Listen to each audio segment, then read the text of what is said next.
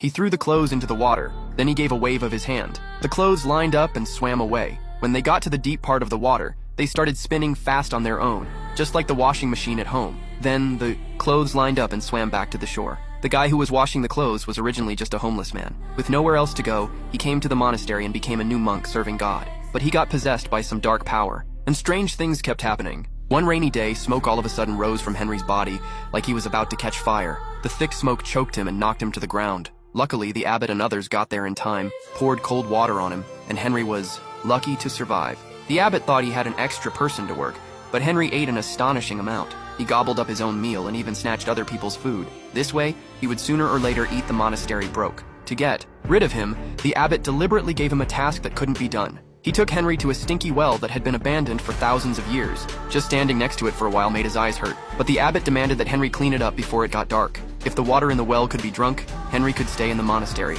To stop him from slacking off, the abbot also left his watchdog to keep an eye on Henry. But not long after the abbot left, his watchdog was shocked by what he saw. Henry had summoned countless copies of himself to deal with the stinky well together. Sure enough, many hands make light work. With all their efforts, they quickly drained the stinky water from the well. The abbot's watchdog rushed to report the situation. Seeing the shiny well wall, the abbot scooped up a mouthful of well water and put it in his mouth. It was unbelievable that the water was actually drinkable. The abbot had to keep his word and let Henry stay. But on this day, Henry went to the river to fish. He spat on the fish hook and threw it into the water. Amazingly, as soon as his fishing rod was thrown into the water, he caught a fish. Unfortunately, the fish was so strong that it dragged Henry into the river. Everyone was surprised that he had caught such a big fish. The big fish, hearing Henry saying bad things about it, swished its tail and slapped his face. The abbot had never seen such a fat and ugly fish before. He was sure that Henry must have offended the gods and made the river god angry. To avoid causing trouble for the monastery, the abbot ordered Henry to be tied up and taken to the river for sacrifice.